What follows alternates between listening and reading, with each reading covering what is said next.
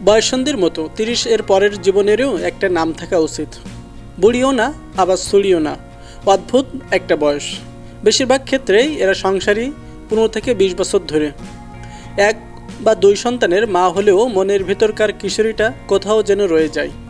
সেই মনের কিশোরীটাকে অবধ মনের ক্লান্তিকর প্রচেষ্টা সবসময়, কারণ পরিবেশ পরিস্থিতি কাছে ছড়ি হয়ে থাকাটা নিছক হাস্যকর।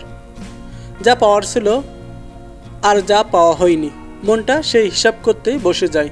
মন না চাইতেও কতইবার ব্যস্ত থাকা যায় সংসার, রান্নাবান্না কিংবা অফিস নিয়ে। দিনের শেষে না পাওয়াগুলো কেমন যেন খোঁচাতে থাকে। দিনের শেষে মনে হয় কেউ তো থাকুক, কেউ তো শুনুক মনের সব কথা, কোনো জাজমেন্ট ছাড়া। এদিকে সংসার, বাচ্চা কাচ্চা মানুষ করতে করতে জীবনটা বন্ধুহীন হয়ে যায়। সবাই যার যার জীবনে ব্যস্ত। 30 পেরোনো মেয়েরা একটা কঠিন রোগে ভোগে।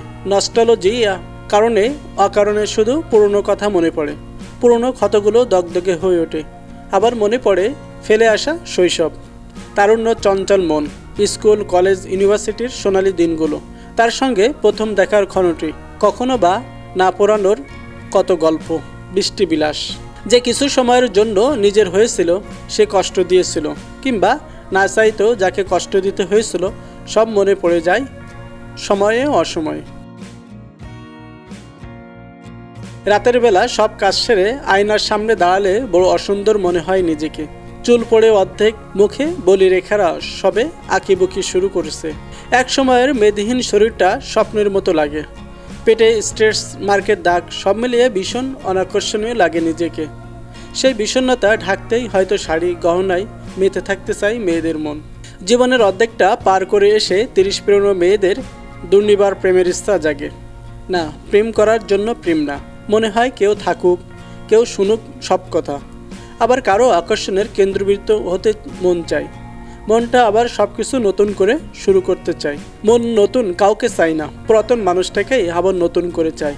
আবার তার চোখের তারা হয়ে থাকার বড় স্বাদ হয়। সংসার, বাস্তবতা সব অস্বীকার করতে চায় মনটা মাঝে মাঝে। 30 পেরোনো মেয়ের বাবা মায়ের কথা খুব মনে পড়ে। সেই জীবনটা খুব মনে পড়ে প্রতিনিয়ত। যা করতে ইচ্ছা করে তাদের জন্য, কিন্তু চাইলেই করা যায় না।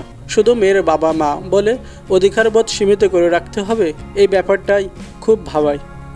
শুধু ফাইন্যান্সিয়ালি ইন্ডিপেন্ডেন্ট হলেই কি সমাজ ইন্ডিপেন্ডেন্স দেয়? মেয়েরা কখনোই সমাজের দাসত্ব থেকে পুরোপুরি বের হতে পারে না। 30 পেরোনো মেয়েটার মাঝে মাঝেই খুব একা থাকতে মন চায়। নিজের মতো করে, নিজের জন্য, পরম মুহূর্তে সন্তানদের জন্য মন কাঁদে। মায়েরা সবচেয়ে ভয় পায় মৃত্যু। শত অভিমানেও সে বেঁচে থাকতে চায় তার সন্তানদের জন্য। অন্তত যতদিন সন্তানদের জীবনে তার প্রয়োজন আছে ততদিন চিৎকার করে কাঁদতে বড় স্বাদ হয়, যেন সেই কান্না কেউ শুনতে না পায়। এমন জায়গার খোঁজে মনে হয় জীবনটাই পার হয়ে যায়। 30-এর কাছে এসে মেয়েদের সবুজ মনটা আস্তে আস্তে নীল হতে শুরু করে। প্রথমে হালকা, তারপর আস্তে আস্তে গাঢ় হয়। একসময় বেশি কথা বলা মেয়েটা চুপচাপ হয়ে যায়, মেনে নিয়ে বেঁচে থাকা শিখে যায়। পান থেকে চুন খসতেই যে মেয়ের চোখের জল, নাকের জল এক হয়ে যেত তার নিঃশব্দ কান্না খুব কাছের না হলে কেউ টেরই পায় না। 30 পেরোনো মেয়েগুলো ব্যালেন্স করতে করতে নিজেদের কথা ভুলে যায় কি করলে ভালো লাগবে, ভুলে যায় মনটা কি চায়।